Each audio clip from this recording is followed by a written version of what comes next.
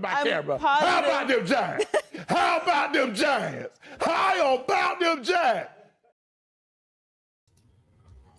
Woo! What's happening, people? Welcome to another episode of Giants Rush. Yeah, man. We're back. More to talk about. Training camp, man. Training camp is here. Let's say this. If you're living under a rock, you might not know this, but the Giants have training camp firing up in West Virginia. It's actually at a location called Greenbrier Resort Sports Complex. Sounds pretty fancy. There are, we'll get into this in a couple minutes, but there's some practices that you can go to. Their parking definitely is something that is not available. You have to take a shuttle. And we'll get into that in a second. And then we're going to talk a little bit about what free agents you're maybe excited to potentially see. How about injuries? What's it look like for Neighbors? What's it look like for Scatterboo? What's it look like for some of these guys that are a little dinged up? Plenty to talk about. We're getting close to the season. So I know everybody's on vacation and not everybody's around. So there is, some anticipation, but we're not quite there yet. But usually when camp rolls in, there's a lot more to talk about. We'll get Ryan Dunleavy probably next week. But as always,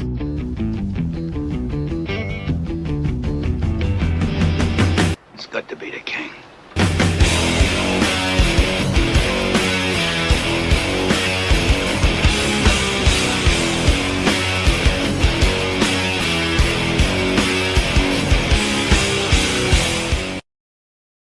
nothing better than being the king. But the king can't do everything alone, can he? Yeah.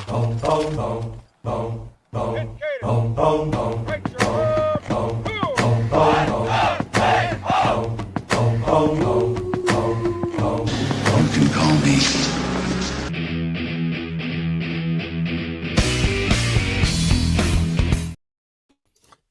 What's up, brother? What's going on, Craig? How we doing? Doing good, man. I can formally make an announcement that my son has made his commitment. Nice. Where's he going? So Little Rush, in case you're new to the channel, is a lacrosse player.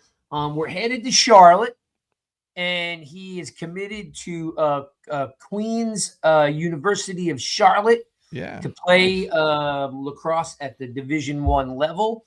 And he's on the phone right now with all the awesome coaches that gave him an offer and an opportunity to play. So he's bummed because, you're talking to all these coaches and you have to, let them down. And he's got great relationships with those guys. So, but shout out to Little Rush, who's not really that little anymore. But so That's it's a good day over. Congrats. Yeah, man. Thanks. So it's a good day over here. And we got Giants training camp. We do. We are that much closer to real football. Yeah. And I think I'm starting to give a crap again. Like, really? You know what I mean? Like you're way better at this than me because I don't really like the offseason. Like the offseason to me is just drivel, right? Like I don't know what to believe. I don't know what to like. I don't know what to not to like, but we still follow it. We still pay attention. Yeah. But camp's cool because now it's like it's go time. You got X amount of weeks to prove that you deserve to be on the team, that you can contribute, and it's different to say the least, right? This is a new team, new coaching staff, new head coach, and I understand Mr. John Mara's been looking pretty good too, so that's exciting. Good news, that there's that he looks pretty healthy. The report is that he is looking quite well, which is awesome because no one likes that. To see that to happen to anybody. But anyway, Let me see if I see a couple of you guys jumping in the room. What's up, Mr. Thompson? How are you? And thank you, Mark. Yes, congrats. We're pretty pumped about Lil Rush. Yeah, young Rush, right? Yeah. So he's 6 foot, he's about 188 pounds, and he's headed off to. And by the way, so Queens of Charlotte University just got bought by Elon. If you're familiar with Elon University, Yeah, I am. so there's going to be some cool things to go there. But he's going to play some Division I lacrosse, so we're really excited for him. So thank you, Mark, for that nice words. Okay, so All I'm right. going to break down some training camp stuff for you, Let's do it. just in case you happen to be going to training camp. This is what I can tell you. So Greenbrier is in West Virginia. It's basically it's like a resorts sports complex. I've never seen it, to be honest with you, but it's probably magnificent, right? It's probably like basically like IMG, if you're Yeah. familiar with IMG down there in Florida, which is where you live. Yep. So it's located in White Sulphur Springs, in case you guys are potentially heading out that way. There are six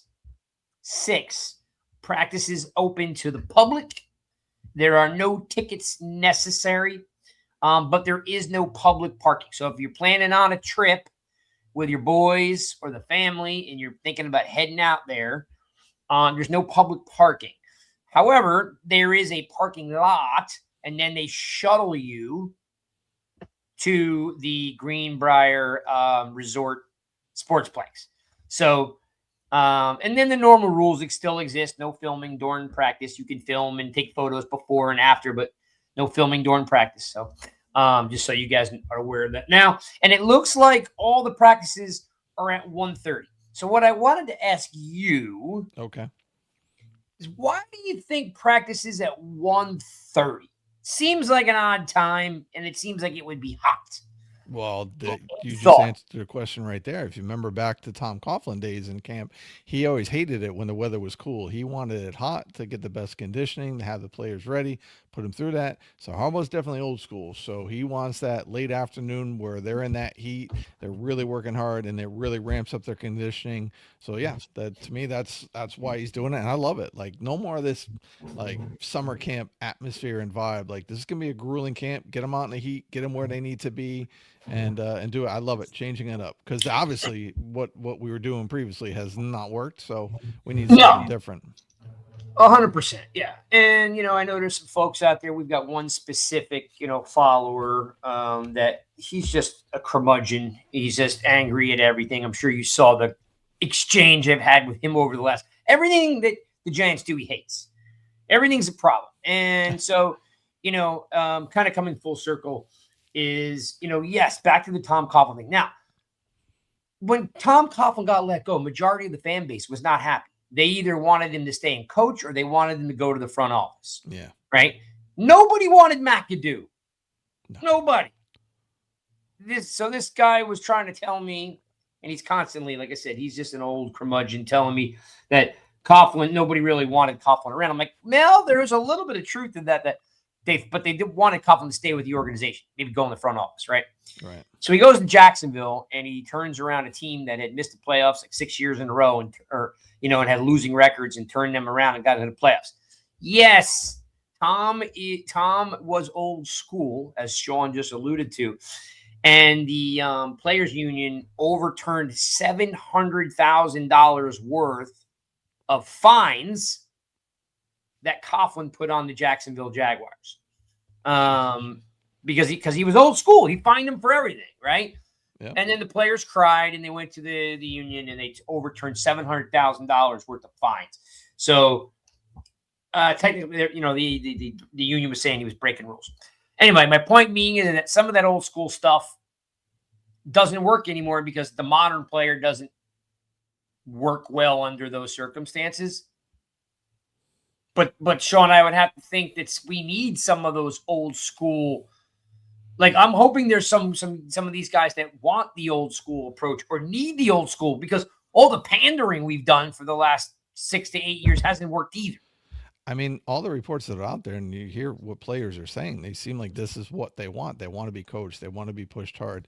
They want to win. Like these guys are tired of losing, so they're buying in so far to what Harbaugh is putting out there, and that's what I like to see. Like I haven't seen one complaint. Everybody's kind of talked about, well, this is what we need. This is like, I love it. So again, Harbaugh said when he got hired, he wants players that love football. And from what I've seen so far, you have a lot of players that showing that they love football and that they want to be here and want to be a New York Giant. And that's what we need. And that's what Harbaugh wanted. So positive reviews from what I've seen so far. Now we'll see what happens when they get in camp and it's a grueling training camp. But for right now, they're saying the right things and it seems genuine, their responses.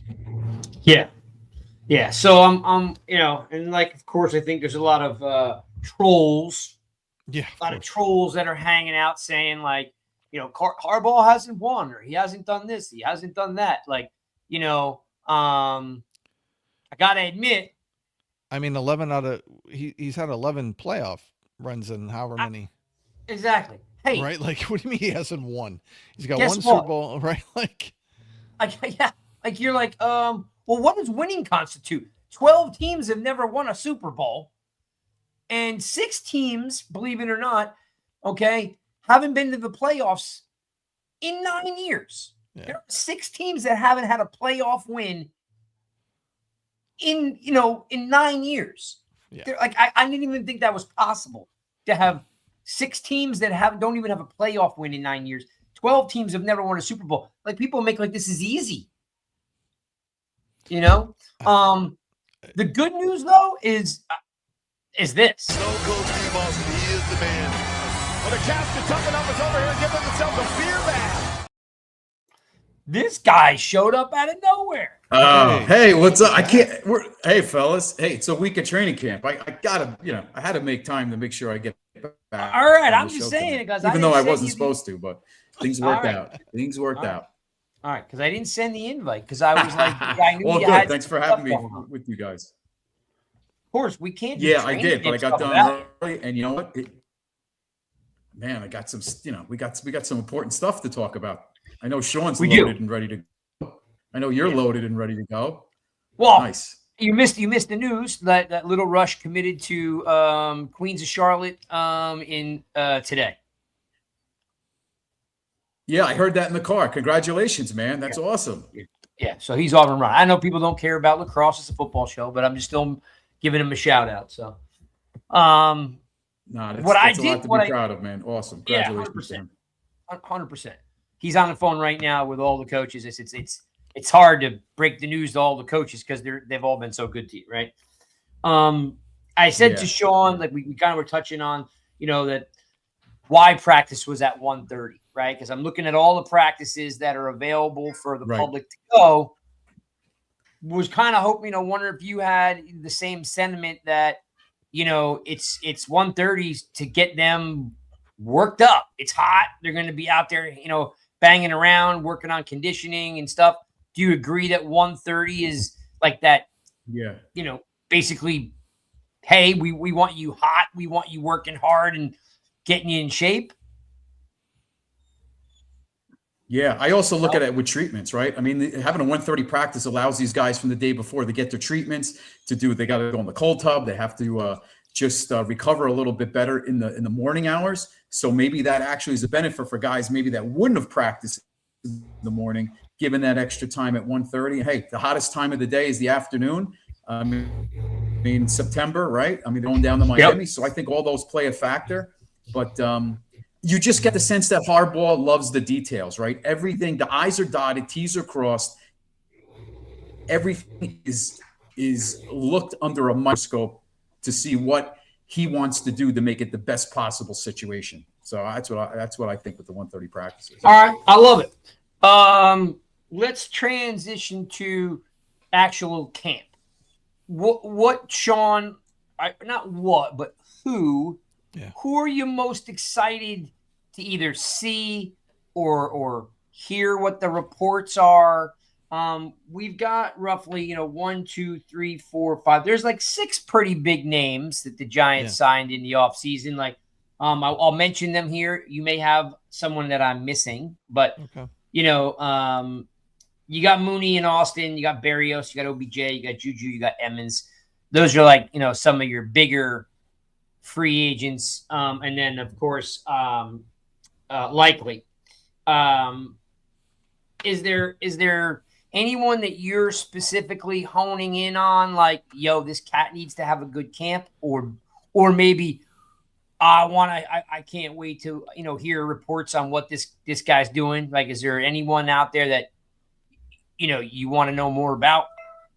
Yeah, I mean, I'm curious. I really want to see what Isaiah Likely is going to do. He's a big addition this offseason. He's probably going to be our number 2 weapon in that offense when it comes to receiving targets. And I want to see that, listen, games are going to matter more, but I want to hear that he's having a good camp. He's got a good rapport going with Jackson Dart. And I'm going to throw a second name out there because, I mean, it's the obvious one, right? Like OBJ. Like, I want to know what he's going to do. How is he going to look in pads? Because we've seen him in, shorts and the helmet and all that, running great routes, looking good, looking like he's got great hands. Oh, what's going to happen when he's out there in this heat and he's got full pads on? Can he stay healthy? Can he produce out there? So those are 2 guys that I would say that I'm really curious to see how the camp's going to go for them. Okay. I would agree that those are the 2 big guns, right? How about you, Chris? Is there some of these guys you really want to hear more about?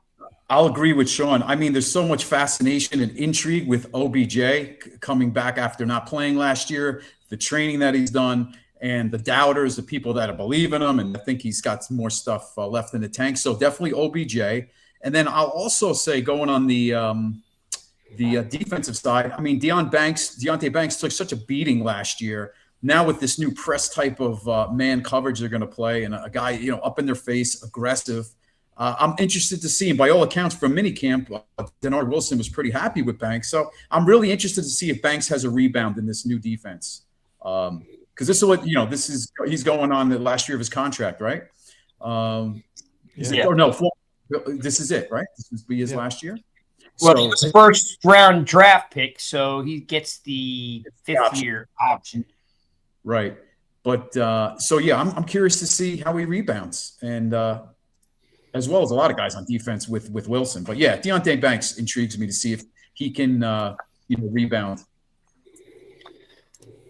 It's interesting. So, like, from a free agent perspective, it is heavily OBJ because of what he did when he was here, like, the first time, right? I'm a little bit.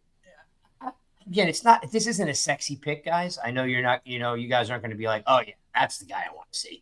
But I'm really kind of curious to see who pops, Mooney or Austin, because to me they're almost kind of similar, right? One a little bit more consistent than the other, right? One's got I think one has a little bit more of an upside, but I'm kind of curious to see which one of these guys goes and grabs the 3rd spot and says, you know what?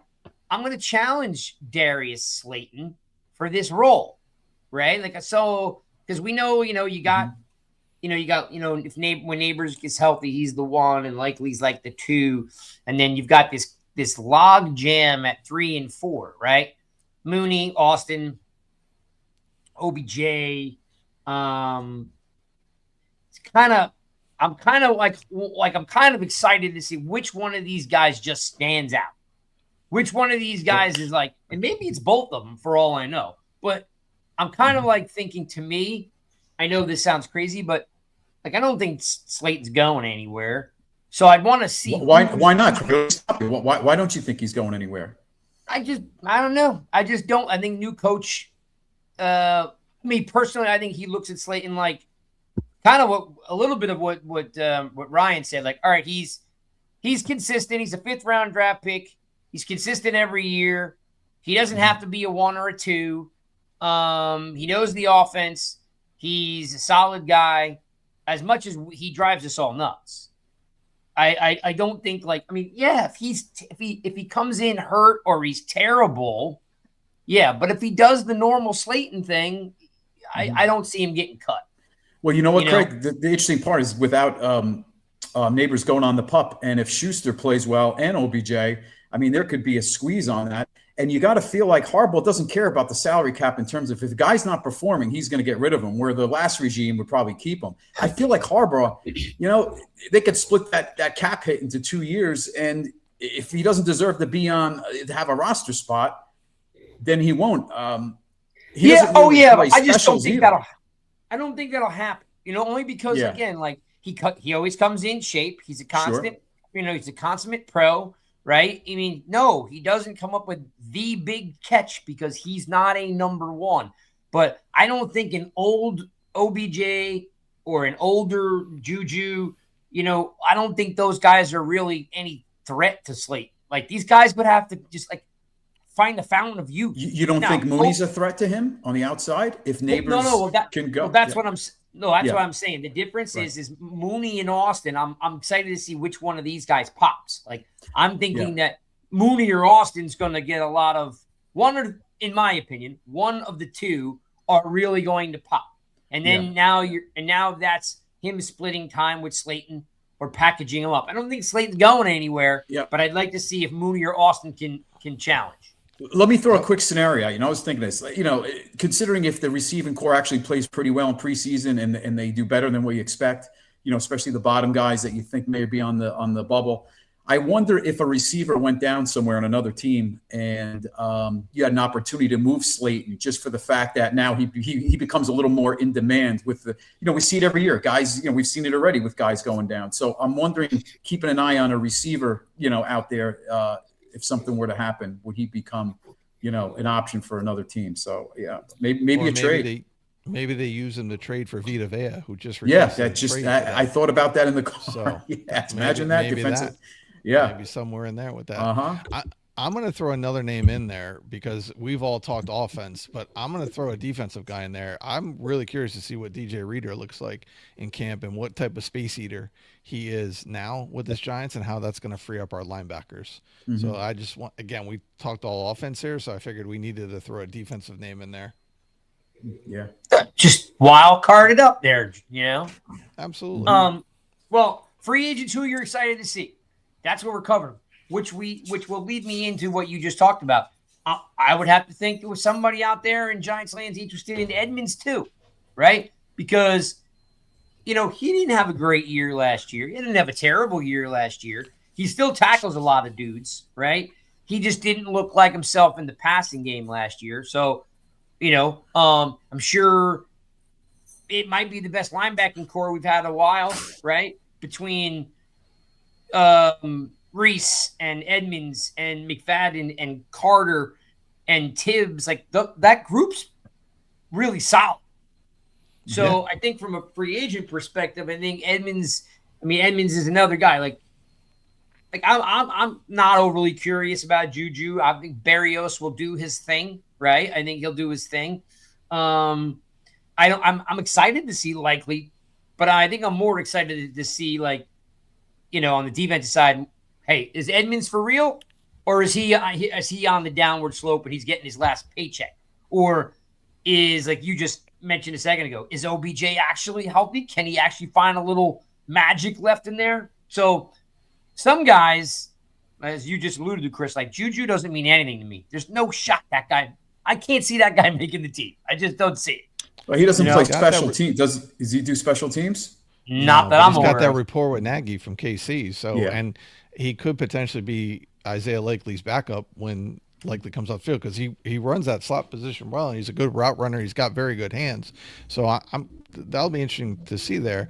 I think you brought it up, but I think too many Giants fans are not talking enough about Darnell Mooney. I think he's going very undervalued at this point with what he could potentially bring to this offense. Because when you look at what he did with Matt Nagy last time he was there, he had a 1,000-yard receiver. He was a 1,000-yard receiver with Atlanta, and then he was injured most of last year, playing injured, and that impacted his stats. Plus, they had the quarterback from hell situation going on over there, and he still put up good numbers with there. So I don't know why people aren't talking more about Mooney, because I do. I think he can really do some things here. So I like that you brought that up. But what I would say, respectfully, is I'm not putting him and Austin in the same category. I think Austin's going to compete with somebody else on that thing. But Mooney is going to be, is he going to get that number 2 spot taken away from somebody? Will he get that number 2 spot over Darius Slayton? Yeah, like I said, Mooney and Austin are who I'm most curious to see, and like and what they do with him, right? Because I think Juju's a little bit on the outside. I know he's got some rapport with Nagy. I just think he's on the outside. I think he's a comfortable guy to come in and compete. But let me throw up this comment here from Atlantic JM. We talked about this a couple months ago. We haven't revisited it in a while. He says he really wants to see Adarius Washington in camp. We've talked about him playing safety in the box. We talked about, he was an up and coming player. He says his Ravens friends were sad to see him go, so he might be a real under the radar guy. I think we all agree with that, JM, because we talked about him. Sean and I talked about him really early on, like March, April. We were talking about him being a very unique player and one to push Pinnock and push Holland to actually play better, right? And Phillips. And Phillips, yeah. And Newman, right? Like these guys, none of them played well, right? I mean, like Pinnock played terrible. He got booted. Holland, was just, I don't know what he did last year. Newman's really never been the ball hawking player we thought he was going to be. I think a guy, JM, like Darius Washington, is going to come in and surprise a whole bunch of folks. Yeah, he was a starter in Baltimore, and then he got injured. So yep. Yeah, and he's going to push, right? He's going to push some of these other guys to play better. Well, I mean, that's the thing. When you look at it, there's competition going into camp with these players, and that's what Harbaugh has done, is that survival of the fittest at this point. So if you got all these guys that we're talking about who can make the roster, who, like that says to me that whoever does make the roster, we're going to be better than what talent-wise than what we've been in the last few years, because we're going to have more guys that are really legit competing for spots that aren't going to make this roster. Yeah. And interesting too, guys, we're going into camp tomorrow. Camp starts, I guess, in 2 days when they hit the field for real. Like tomorrow they're getting out there, but they have 88 players on the roster out of 90. So there's 2 spots available. So I'm wondering, what's the plan there? So we're going to see a couple. Well, they just signed 2 guys today. Oh, they did. They did. They signed a tight end that played at Iowa State, and then they signed a D tackle who I think last played for the Titans. So there's 2 spots right there. Mm-hmm. Good call. I mean, how many more tight ends do we freaking need? Well, Fidone went on the pup. He's on the pup list, right? Yeah. Okay, fair enough. Listen, by the way, I also was talking about the linebacker crew. I left off the cat that we signed in the 6th or 7th round from BYU. I've heard really good things about him. Jack Kelly. Kelly. Yeah. He's my modern day Chase Blackburn right there, but much more athletic. Yeah. So I think you guys have really good points. And which kind of segues what I was going to ask you guys about was, and Chris, this is up your alley, is what are we talking about for injury wise going into camp, right? So every year, you go into camp with guys that maybe had surgery late in the year. Maybe guys got, dinged up just training, right, over the last couple of weeks. What are we looking at, Chris, when it comes to like who's ready to actually compete in camp? Who's going to need more time? Of course, we'll talk about Scadaboo. We'll talk about OBJ. What does Chris, what does the injury report look like? Well, right now we know that Fidone, we just talked about, he had his knee cleaned out again. I think it was some sort of meniscus again. He had to get cleaned out. That was, during the off season, he's not ready.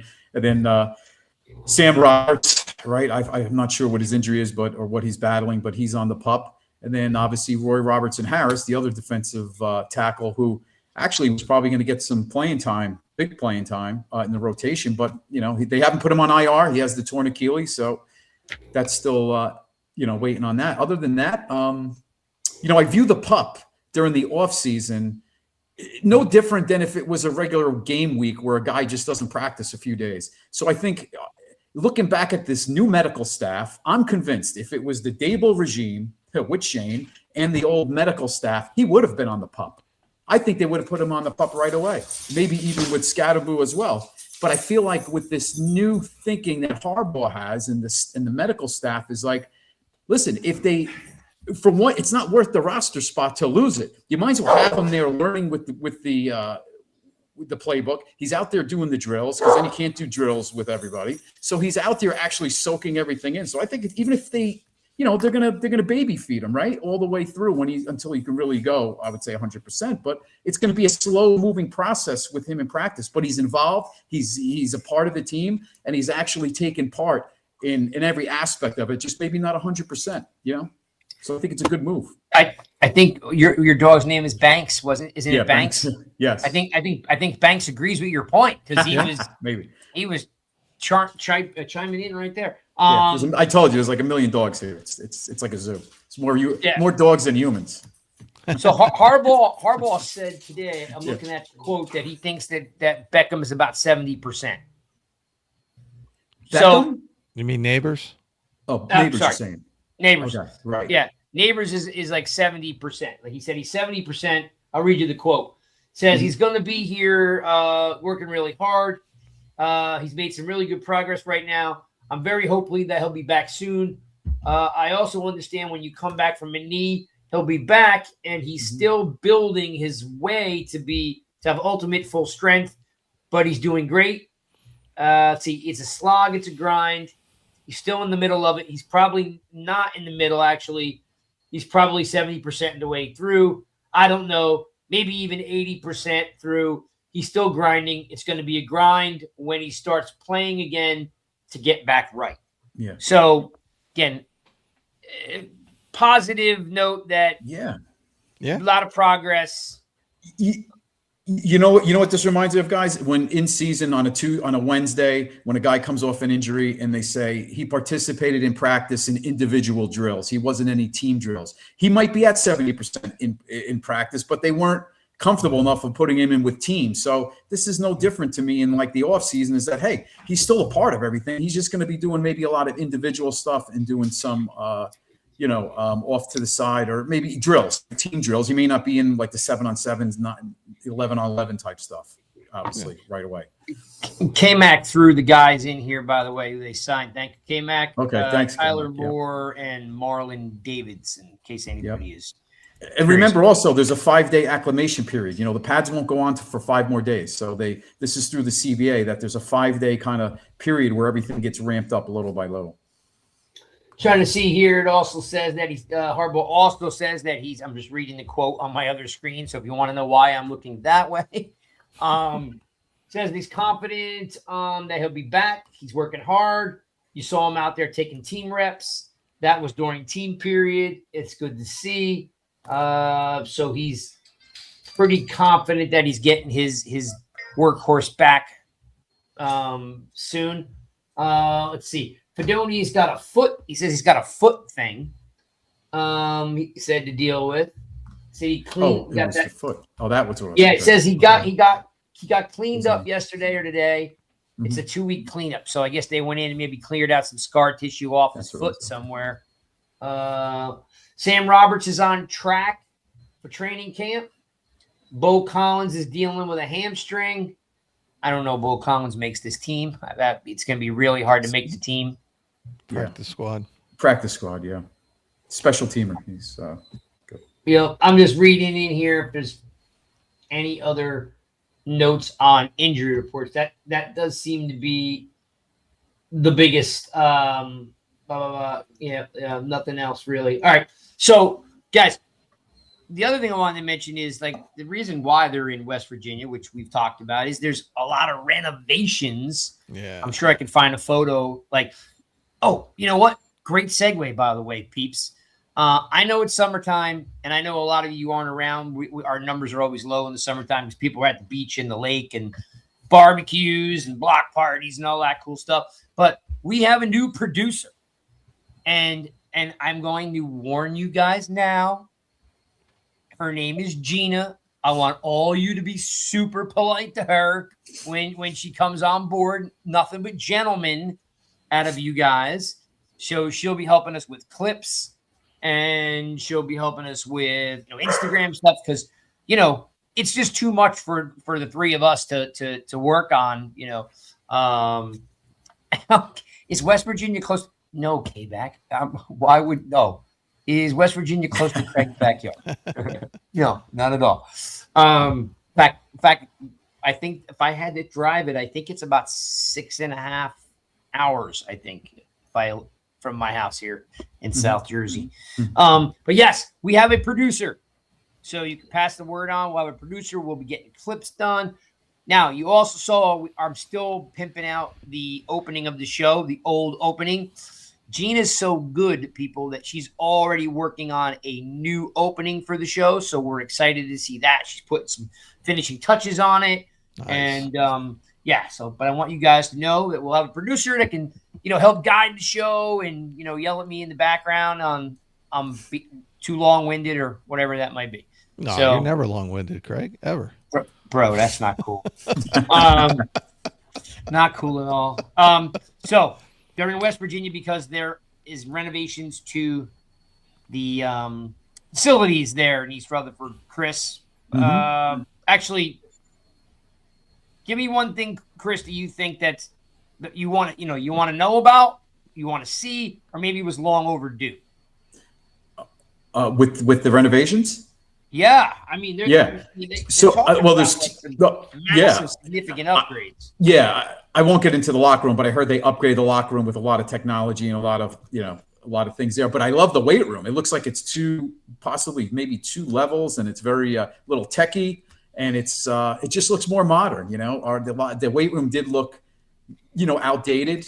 Just from the pictures, it looks like they definitely modernized it, and it's going to be, free agents. It's a big selling point is the locker room and the weight room. Yeah, I think it's doubled the square footage too, or something. I don't know. It looked like huge. It was huge. And then the other thing they're doing too is the training room. Like they've expanded the training room as well, which I think is huge. Nice. They've updated it. They made it more modern, which finally, right? Like with all the injuries they had and everything else. So, a little too late. I mean, where were they in the last 10 years? Right. True. Better late than never, though. Right? That is true. New coach, new regime. So the updated training room. Sean, that means less injuries, because when you do something like that, usually when you expand things like, we're getting a bigger training room, and then they'll have less. So that's a good thing. Yes, absolutely. So I'm excited about that. According to the note that they sent me showing, it says state-of-the-art performance and strength training environments, 93,500 feet of new construction.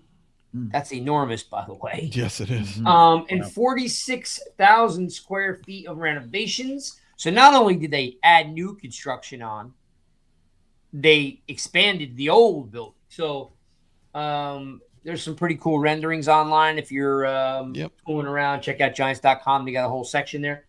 Integrated recovery of wellness spaces. So that means you're getting more cold tubs, more hot tubs. You're getting more masseuse. You're getting more ankles are being able to taped, so you don't have to kick guys out of the room, right? You're getting, probably getting like, strength and conditioning, yoga, all that kind of stuff, to stretch these guys out. Modernized player and team area supporting preparation, including locker rooms, weight room, as Chris just alluded to. And by the way, having toured a lot of, campuses, like some of these lower end D1, D2, and high DN3 schools have incredible facilities. So you can imagine that the Giants definitely, didn't have the best stuff available to the team when the building was new. Yeah, and they're also connecting the field house to the Quest with either some sort of a tunnel or bridge. So that's, obviously a big part. That way the players don't have to go outside and walk across to the facility and get soaked when it's raining or, if it's cold outside, they can. It makes you wonder, didn't they think of this before? Like now? Like, years later? Like, come on. Well, again, not about the weight room and everything, just about the bridge or connecting them, I think all that stuff. Sadly, if you're from the New York, New Jersey, Connecticut area, these unions just kill you on that stuff. So when you have a $4 billion building and it looks like a tin can, you can imagine they had to cut stuff from, Yeah. to make this affordable, right? Because you would think, hey, I got to walk 100 yards to the practice facility. I'm going to get soaked, or it's snowing and it's cold or whatever it is. Like, but no, they did not think of that in advance. Welcome to the modern era, Giants. Seriously, Yeah, seriously. a lot of changes. I'm just looking in here. Integrated recovery and wellness area. Okay, here you go. Hydrotherapy, steam, sauna, red light therapy, cryotherapy, dry float tanks, and hyperbolic chambers. Bro, that is some cool stuff. All right. Yeah. I've never done the everybody who's ever played and had an opportunity to do hydrotherapy, they're pretty cool. In case if you've never seen them, the hydrotherapy floors in the tubs lower and raise, and then they tilt depending on your injury. So the floor looks like this. The floors here in the hydro tanks, depending on what your injury is, lower body or upper body, that the floor lowers, right? So you can get more pressure or less pressure. Then those hydrotherapy floors also can do this. They can tilt so you can walk up, incline and decline. So if you've got if you're trying to build up a torn, quad, that kind of stuff, the hydrotherapy floors in those tubs, they rock up, down, lower, up and down. I've seen them at Michigan State. I've seen them. So I know they're pretty cool. I'm surprised, as you said, Chris, they didn't have them. Steam. I know steam's really big right now, real popular, right? Kind of like cold tubs were, last couple of years. So steam and sauna have been added. Red light is where it's at right now. A red light and ultraviolet light. So I know that's pretty big. Cryotherapy. I have a cryo place here. So that's pretty cool that they brought in cryotherapy. Yeah. If you haven't ever tried it, try it. It is unbelievably wild on how it works.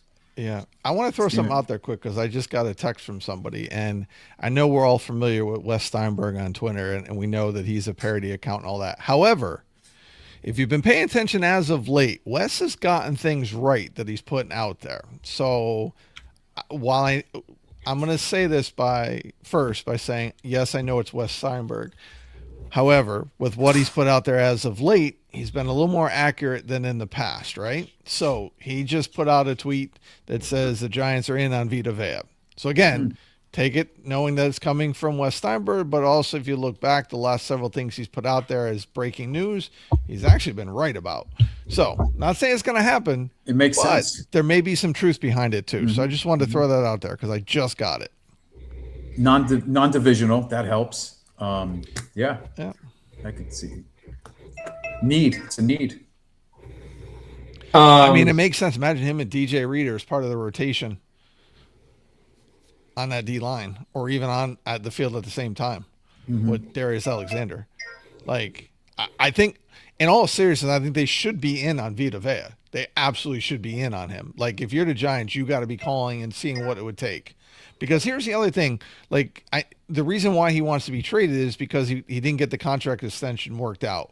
The Giants are going to have a lot more money next year, and they're going to have even more money the following year. So money at this point should not factor into anything that they're able to do, because with how much the cap is going to keep going up and how much room they're going to have over the next couple of years, if somebody like Vita Vea is seriously available, you got to look into it, in my opinion. What's it going to cost, you think, long term? I'm sure he's going to want a multi-year deal, Sean. What's he going to want? I mean, I don't know. I don't know what he's at now. I'd have to look it up. But he's getting base is $17 million. Wow, he's getting $17 million this year, and he has a voidable year next year. So not bad. So maybe it's not the amount. Maybe he just wants more years to it, because if it's coming up, right? You don't know what it's going to take, but they can get creative. Now that we've seen that they've gotten creative now with Don Aponte here and what they're able to do, I just think it makes sense to look into him. Like, I'm not saying he's going to come here. I'm not saying they can make it work, but you absolutely got to look into him. He's the Harbaugh type of player, right? Like, he'd be like the Haloti Ngata that Harbaugh had, right? And what's that receiving core look like, just for the hell of it? I mean, Mike Evans receiving is core gone for the Bucks. Yeah, they're down, right? So I'm wondering. Sterling Shepard's not there. They got Godwin, who's coming off an injury. They got Well, they got Amika Ibuka.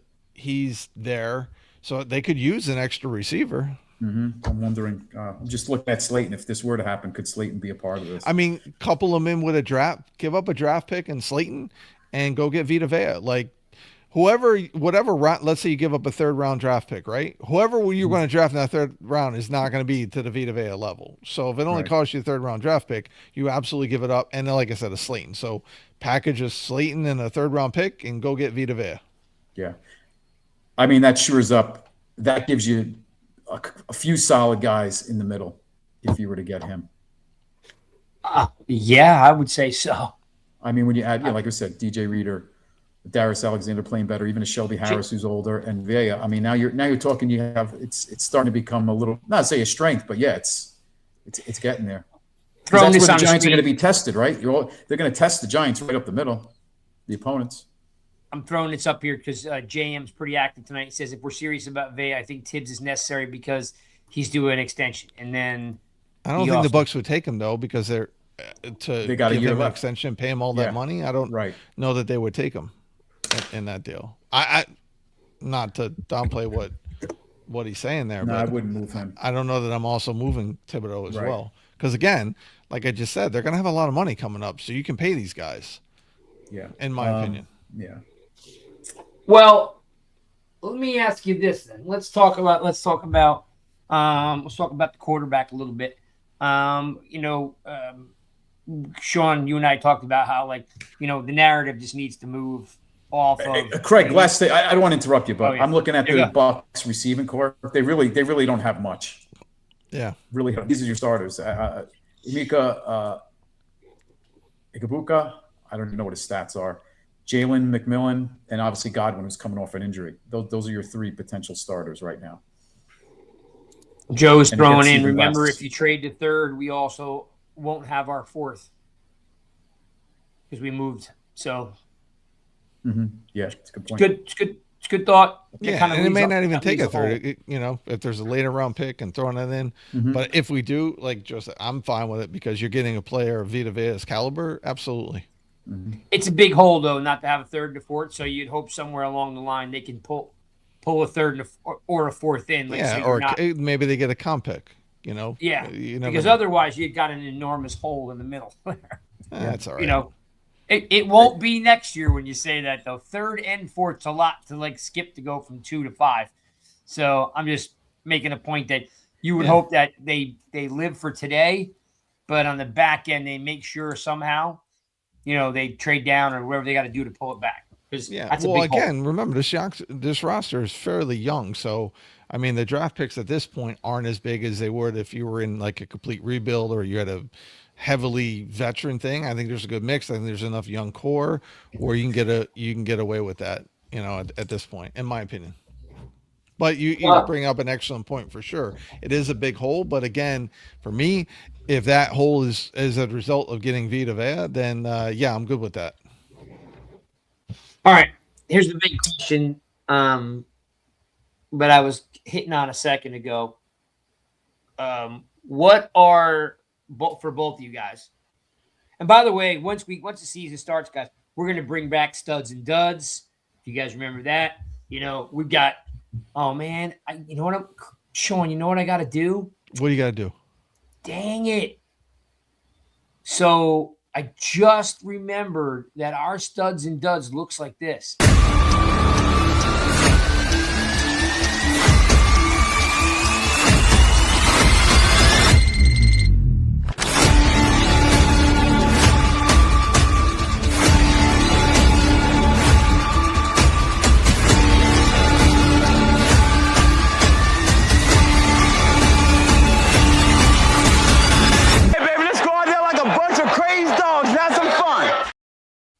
Yeah, Tina's gonna have her work cut out for her now. We got a second video we need to do.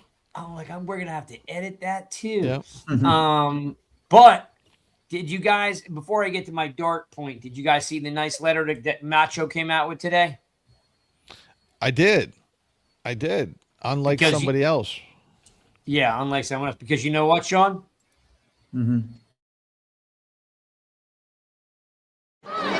Tune in to Giants Rush every Monday, baby. Rush every Monday, baby. Rush every Monday, baby. See, Nacho loves us. Nacho knows. Nacho knows. Yep, and he sent a nice note out today to Giants fans saying that the all from the training staff to the cafeteria staff, that everybody was so good to him and his family. I guess they had some challenges this year, so he had nothing but nice things to say. So we wish Nacho the best. Dart. Let's talk a little bit about. I mean, I don't know. I have a dart. I have some dart here.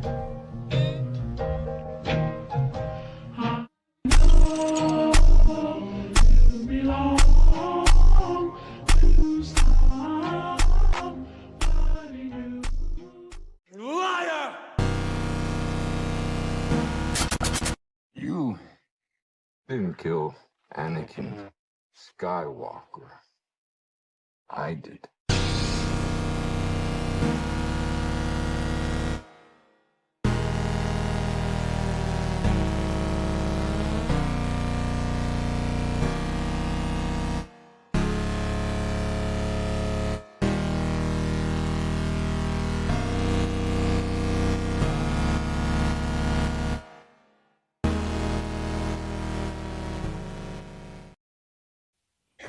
What do we expect of Dart this year, boys? Go ahead, Sean. Start with you. What are your expectations of Jackson Dart this year? What are you expecting? Well, I expect him to help us win games. That's my expectation. I really don't care about much else. Not to sound, trivial or anything like that, but I want to win games, and he just needs to do what he needs to do to win games. Use his legs, slide, get out of bounds, but run the ball. I think that, and I mentioned this the other day, I think that now that he's in a less complicated offense in the sense of receivers were running option routes, and he'll have the ability to get to his first and second read quicker because he knows what they're going to do. So it's more timing with that. But if he first and second read is not there, take off, run the ball. Like, that's a weapon for him. And with Harbaugh saying we're going to utilize him like we did Lamar Jackson, like, okay, let's do it. And that's what I want to see. Do whatever it takes to help us win games, and don't turn the ball over. I mean, I know they're going to turn the ball over, but let's not make it where we're losing games because of what you're doing. Let's do what you need to do to win. That's all I care about. I don't need him to throw for 5,000 yards. I don't need him to just lead us to victories. Win, win, win. That's my only goal for this season, is win as many games as possible. Win, win, win. That's it. Simple as that. Chris, expectations for our boy? Yeah, I'm not going to say they're going to be like Drake May, but I think when you have veterans like Schuster, OBJ, Mooney, even during training camp, learning from some vets, some quality vets that have been in the league. And the biggest thing is Brian Callahan. I think that's going to be such a big thing. I mean, he didn't do the best throwing from the pocket last year, but I think the play action is going to be a big part of it. And the identity of this team is going to be running the ball. That's going to be his best friend. It's just going to allow him to do more things when teams are going to key on the amount of times, the amount of attempts that the Giants will run the ball. So I expect a considerable jump for Dart with all those factors. Yeah. What's your expectations, Craig? And the tight end, Blakely. Let me throw him in there. The slot tight end, however you want to say it. Ricard. I think there's so many different pieces that are going to help him. I think I'm going to be in the minority here because having, you guys know, I've been watching him for 3 years at Ole Miss. He threw for 12,000 yards in the SSE. I mean, I expect him to throw the ball more. Like, I know that we're going to be a running team, but I still expect him to throw the ball more and less runs. Like, he ran the ball a lot last year, right? And, yes, 9 rushing touchdowns were awesome. I think it was 9. Which was great. I'm expecting him, if you bring a guy in, like you got a guy like Likely, who's great with yak, right? Can catch a ball, get upfield. Got a guy like OBJ, which is, running, 3 move routes and getting downfield or taking the slant to the house, whatever it is. We know Mooney and Austin both, have got some speed to them. Like, I'm expecting him to throw the ball more, or even maybe, I don't want to say complete more passes, but I don't know. I don't think I saw again, I know it's college, but I thought he was more wide open in college. You know what I mean? I thought he was flicking it a lot more downfield, right? I'd like them to get Likely and Neighbors in space. You know, I'd like to see. My expectations are that, you know, he throws the ball more than he did last year. Run the ball less. You know, like don't get me wrong, use your feet, but throw the ball out of bounds. Live the play another day. Don't take the extra hit. Still be super athletic. You know what I mean?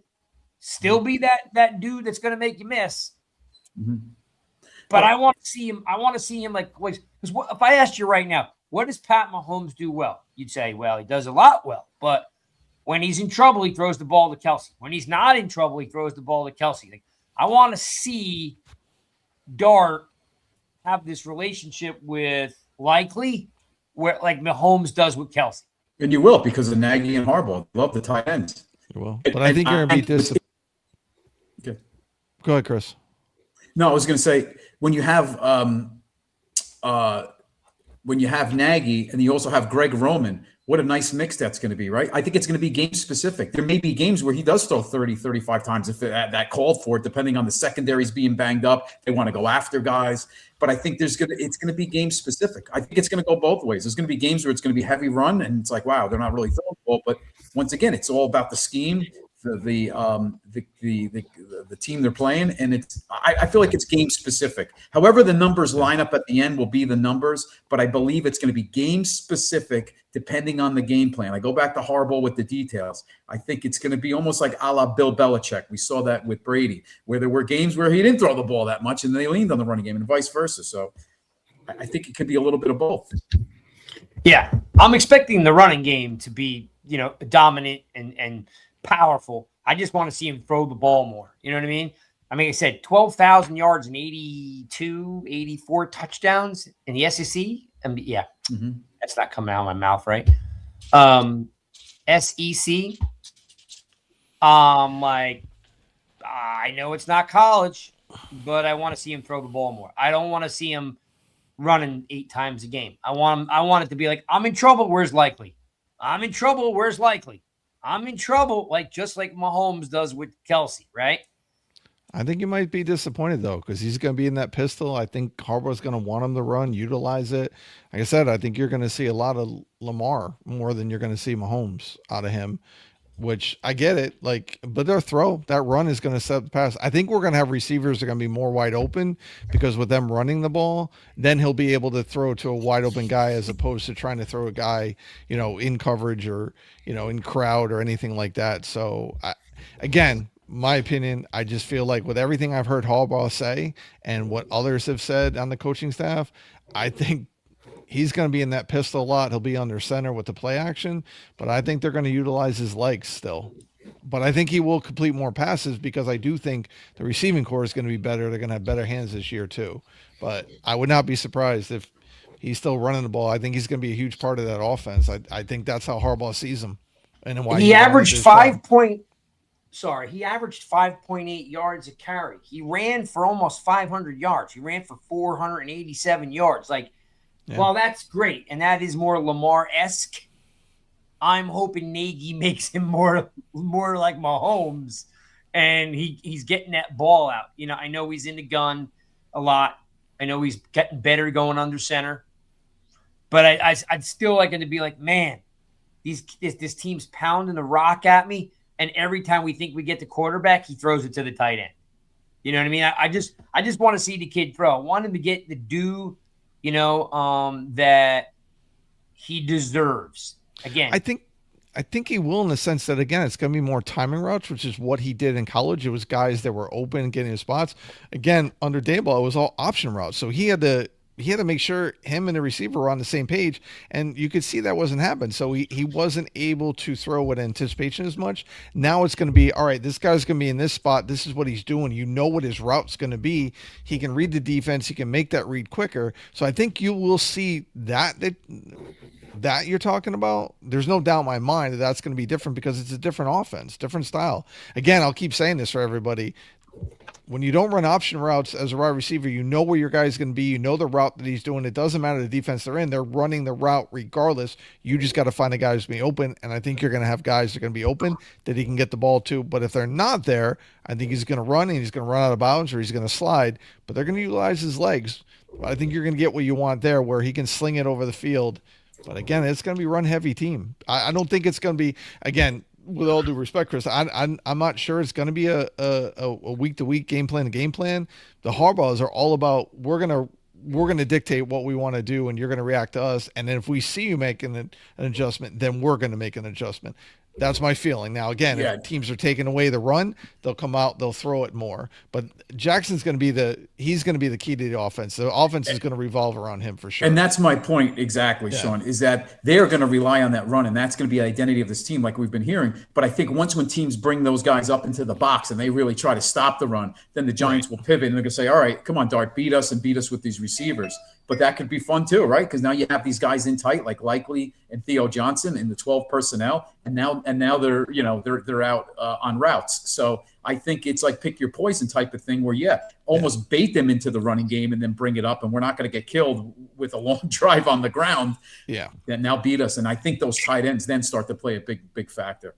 Yep. Jay Fed says if he runs reckless, he won't last long. If I could, at least remind people, he's only missed 2 games since his freshman year of high school. I mean, so what it looks a little reckless or daring, right?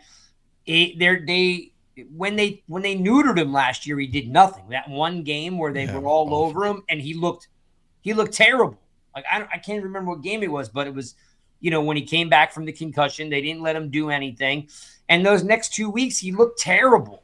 Because you're not letting the kid be himself, right? Now, running reckless, no, won't be necessary. Will Harbaugh put up with it? No. But Harbaugh just had, however many 8 years of a running quarterback, and as Lamar got more mature, he ran less.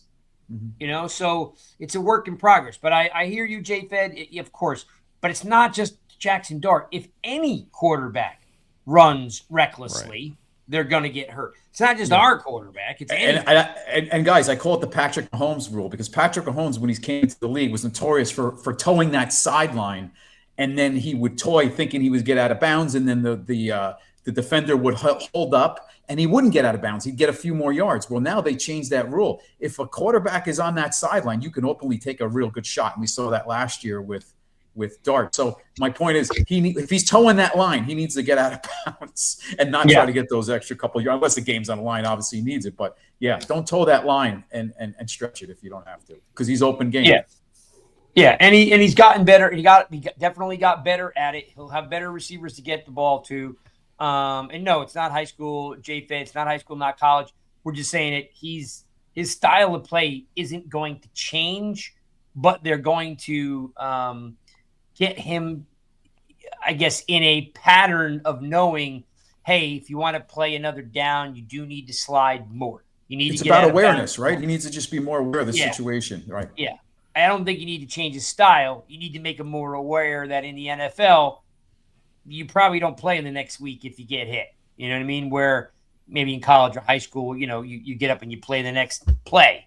Right. Save it for that third or fourth down where you got to get the extra yard. You run into somebody, or you got to get that touchdown. Like those are the things to do. And I think he's learned that. I think where Callahan will come in handy there. But he's bigger and tougher than people give him credit for. They think he's like this small, skinny dude.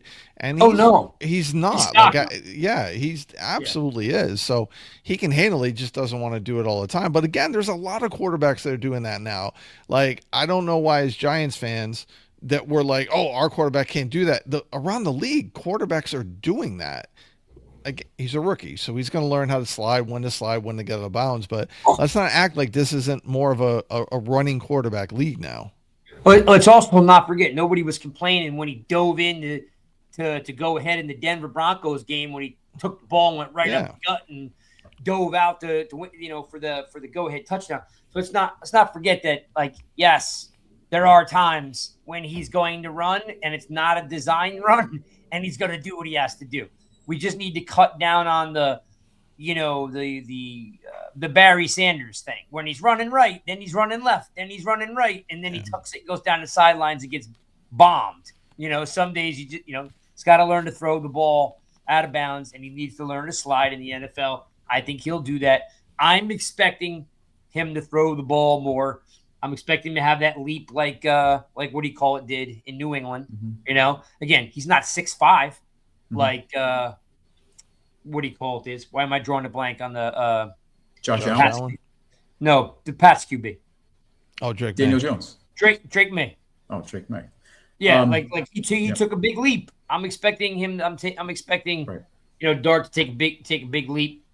And getting rid of the ball, right? That he held the ball maybe a little long last year too. So hopefully Brian Callahan, that's a big factor too. Well, let's keep in mind who he was throwing to last year. I was going to say, yeah. I know we want to see these things, but he did really well with what he was working with. So I think we might be a little too harsh with the things he needs to improve upon. I think what he needs to do is expand his playbook. A little bit that audibles and that comfortability. I think everything else was there. You look at guys again; they're bringing guys off the practice squad. They're running a receiver and expecting them to run option routes and expecting them to be on the same page with the quarterback. Like if you guys remember, like Gilbride, we had that issue when Gilbride was here. He ran those option routes, right? And we saw where guys at certain times when injuries happened that they weren't on the same page with Eli. Eli Manning wasn't on the same page with those guys because he saw it different than what those guys were seeing. So again, just by the fact of a different offense and a different style with running routes, I think we're going to see those things we are looking for, because guys, he knows where guys are going to be and what they're doing, and he's not wondering, all right, I'm seeing them playing a cover two. Do they see that? And it is a brand new system too, so he's going to have to. It's going to be more timing because it's a West Coast style. So he's going to get the ball quicker by nature, and he's going to have guys that are open. And so I think just by the nature of the offense, we're going to see those things we're talking about there. So I think we need to not be as harsh on him with what we saw last year, because again, he's throwing to Lil Jordan Humphrey and some of those other guys, right? Yeah, Bone Collins and some other guys that what was the guy? One guy's name? Oh, geez. I can't remember now. The guy they signed from Atlanta or whatever. I mean, right? And he's putting up, and again, he's putting up points against Denver's offense or defense and some other teams, right? With guys that are, and after losing Scatterable, they were still putting up points. So I think people, and not directly you guys, it's just people in general are forgetting this. Like, do we understand what he did last year with what he was working with is pretty impressive in my book. And I keep saying with Brian, I was going to say, you lose Neighbors and everything changes. Yeah. Like right now. Putting up points and numbers. Neighbors, if you have Neighbors, he wins you 2 or 3 games all by himself. Yeah. And look at how much better this wide receiving core is compared to what we had last year. We're going to be without Neighbors week 1. Let's say we're out without Neighbors week 1, right? You now have Darnell Mooney. You have Isaiah likely in there. You have other guys that you can throw in, whether it's a Calvin Austin or whoever else, that are now going to step up and be able to make some play. OBJ, if he makes the team, right? That's another guy that when you look at this, we're in a much better situation than what we had. And I don't think people make note of the fact enough that who he was throwing to and putting up points and numbers. So there's a theme that people have forgot. I'll say it once and then we'll move on, is that it is hard to win in the NFL. Okay. This isn't like people don't realize you just don't win the Super Bowl every year. You know, like 12 teams have never won the Super Bowl. So it's a maturation process. New coach, new system. You win more games than you won last year. What do you also do? You win the games that you couldn't win last year. So Harbaugh by himself, because of the experience he has, I don't care if he's a field general, a CEO, or he's an assistant working his way up. The Harbaugh factor is going to win you 2 or 3 games that you couldn't win last year, or the year before, all the way through back to McAdoo. Like, this guy comes with a resume of being able to win hard games. So if Harbaugh is the coach of this team last year, they win 6 or 7 games. Okay? Because Harbaugh's not Dable, and he's not Judge, and he's not Shermer, and he's clearly not McAdoo. So just by default, Harbaugh's going to win 2 games for you, 3 games for you, just because, right? Yep. So I just want to make sure. And one thing, guys, that gets overlooked is Brian Callahan. I keep saying Brian Callahan, but he's passing game coordinator. So he's not just a quarterback coach; he's a passing game coordinator. So how great is that? Is they're in the same room going over these concepts and what they need to do schematically, along with Nagy. But being that Brian Callahan will be attached to Dart's hip as the passing game coordinator, I think is huge. To see his strengths, to see what they need to work on, what we can improve on, rather than just Nagy handling everything. And it goes along with Greg Roman. Just another detail to let Nagy do his thing and let Roman run that, running game. Sean and I said this the minute they hired Harbaugh, and all of a sudden you get Callahan, Nagy, and Roman. You're like, we've got more former head coaches and offense and defensive coordinators than any team in the NFL. Now, are you going to keep all those guys? No. Some of them are going to retire. Some are going to get, bigger and better jobs, and it's going to happen.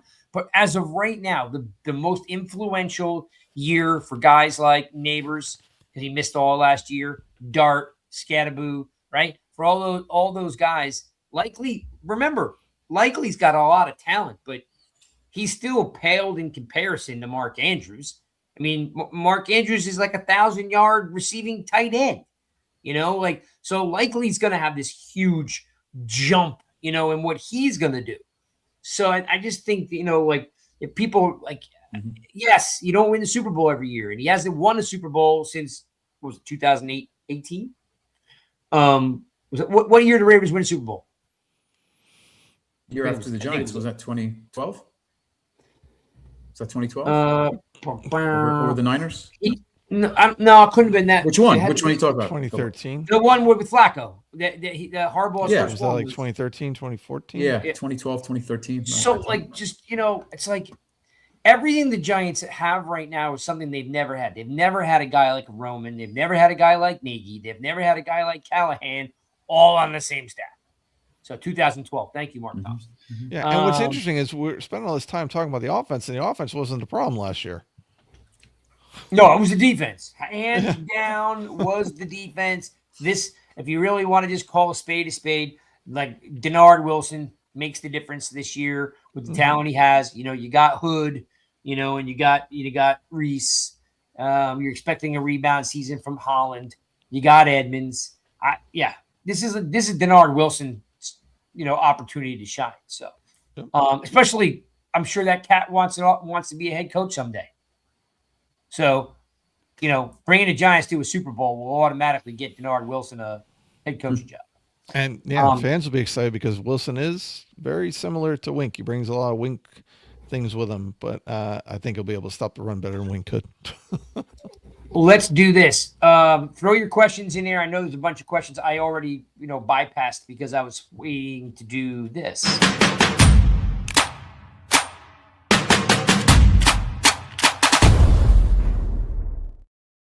All right, one last drive. This is where we wrap the show up. I'm just going to rapid fire. Going to go all the way back through all the comments way back when. If you have questions, throw them in there now. I'm going to throw these questions out to the guys and see what they think about answering your question.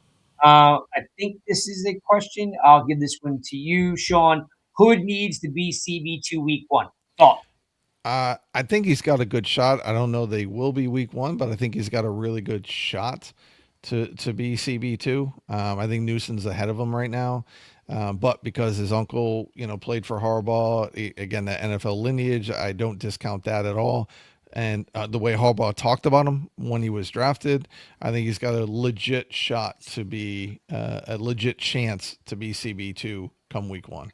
Love it. Chris, this one's for you. How about slot corner position? Is that Phillips or is that Washington? And remember, that's a complex question because Phillips is a slot corner. Washington, he's a safety. And we know Denard Wilson loves to run those third safeties up in the box. Yeah. Well, I think the familiarity with Washington, with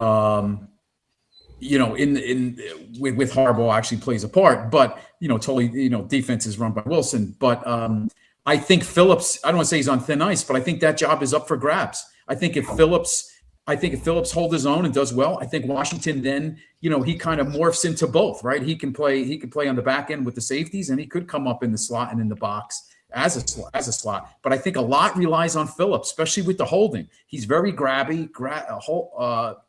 You see with the holding last year. So I think it's interesting. That slot corner, man. I think Washington could beat him out. I don't think you can pencil Phillips in.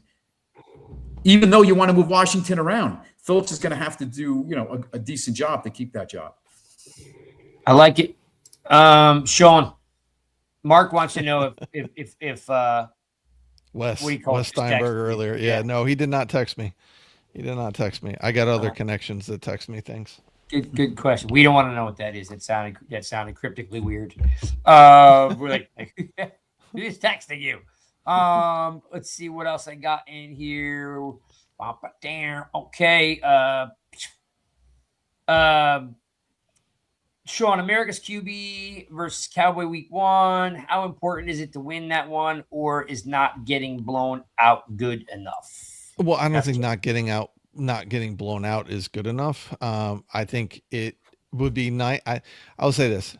It would be great to win week 1 to kind of set the tone, see what we have. But if we're a very competitive game with a chance to win the game, I think that is important as well. With that, we have to come out there and we have to play well. We have to come out, look like we're prepared. I would love to get to win week 1, but if we lose because we just lost and we didn't beat ourselves or we didn't give anything up, then I'm good with that. Like, I want to see a fighting spirit. I want to see where we had a chance to win the game. We just didn't win the game. Love it. Chris, John Coro, he wants to know how Pat's going to be used, Ricard's going to be used running the ball, which is not his. He can do it. He actually has pretty decent hands for a big guy too. He sure does out of the backfield. He does have good hands. But I think does he mean running the ball as Ricard running it himself or as a running game? Well, running the ball. It says, how do you think Pat R will be used running the ball? Give your take on both. Yeah, I don't think he'll be running the ball that much. Maybe a handful of carries here and there over the season, just a short yardage type of thing, just to throw a wrench into the what they're not expecting. But I think in terms of him blocking, yeah, I think you're going to see him at the tight end spot in the 12 personnel, possibly with Manhertz on the other side. And I think you're going to see him, at fullback quite a bit. I don't know if it's going to be 40, 50% of the time. I think, Sean, you may know this. Was he at fullback in the game? Maybe, was it less than 30% on plays last year, or was it even lower? Yeah, it was something around that, I think. Yeah. But I do think he'll be using the screen game, not necessarily running the ball, which we know screens are kind of like running the ball. I think we'll see a lot more screens in general. And we read that the other day, actually. This year, yeah. So, but I think he'll be used to open up holes for the running backs, and not necessarily given unless maybe there's a short yardage opportunity. Hey, fourth and 1 with the goal line in, and he's back there with a running back, and you hand it off to him with a halfback. I mean, that's let him power through, right? Yep. So you can see that. This is a double down one here. I'll take that one since you guys exhausted it already. What are our thoughts on Ricard and how he's going to help the running game? I looked at it. I mean, again, I'm going to date myself here, but what Tiki Barber did so well was he had patience.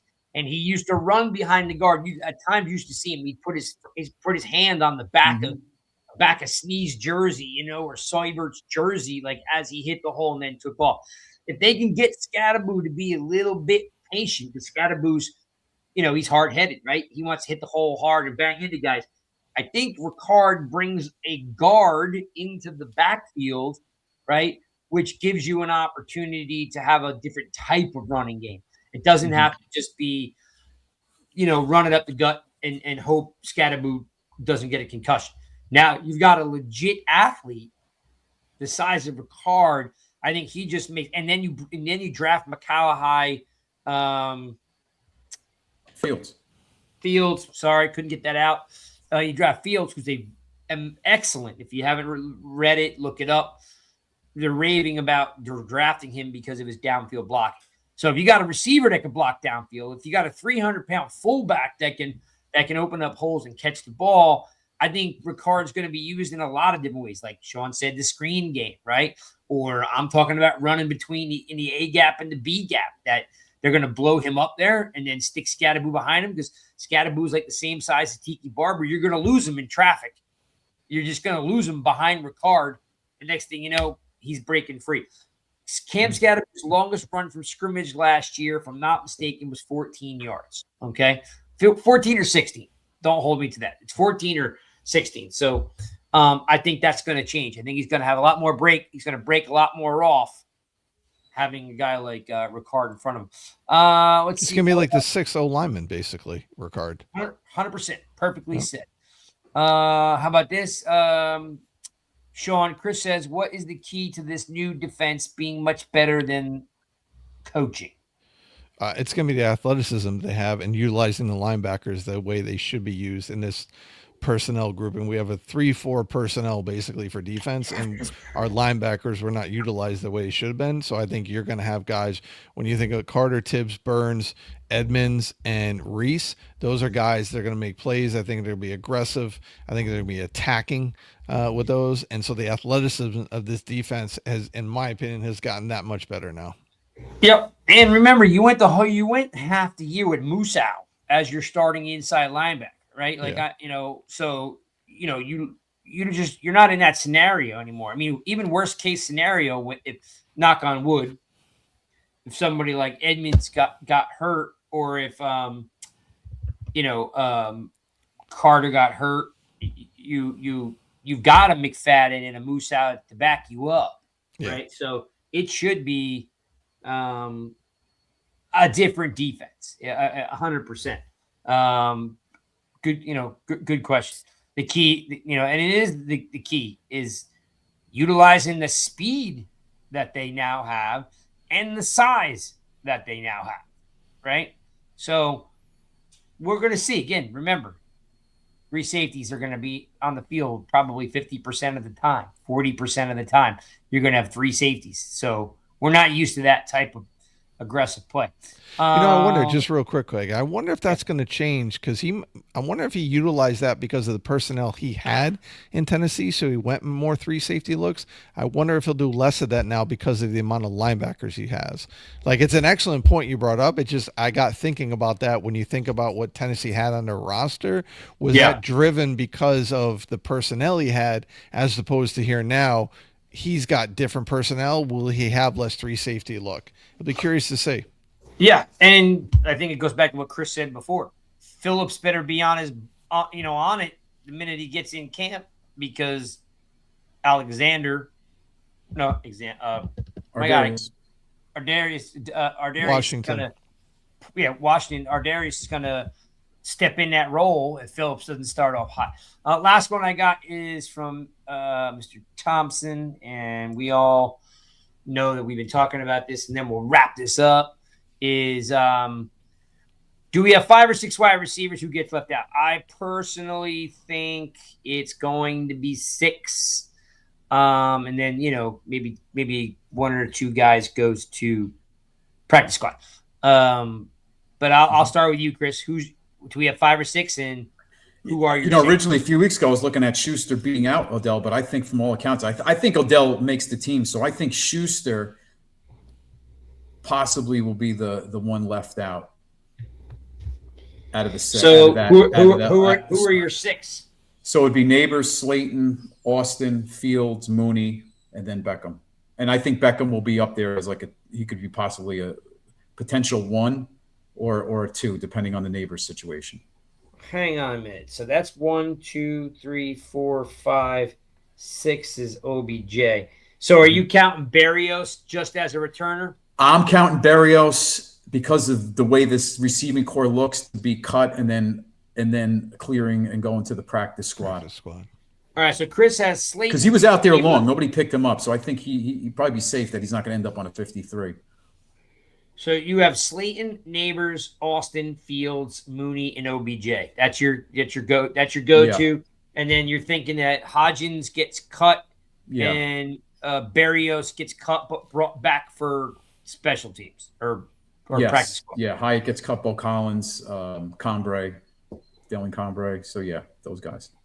Same question to you, Sean. Who 5 or 6, and who are the 6? So I think it's going to be 6, and I think that it's going to come down to Berrios, Austin, or Juju for that 6th spot. because I do think OBJ makes it unless something weird happens, he gets injured. But if he stays healthy, I think he's on. And then that 6th spot comes down to those 3 guys: Berrios, Austin, or Juju. Like it. All right, people. We'll be back next week. Thank you for the questions. They were good questions. We'll be back next week. We'll introduce you guys to Gina. She's going to keep us on track so, we don't get too long-winded. And we're going to get some giveaways to give away. We've got probably Ryan will be available. I'm not sure because it's the middle of camp. So we'll have to find out if he's available or he can call us from camp. We'll work on that.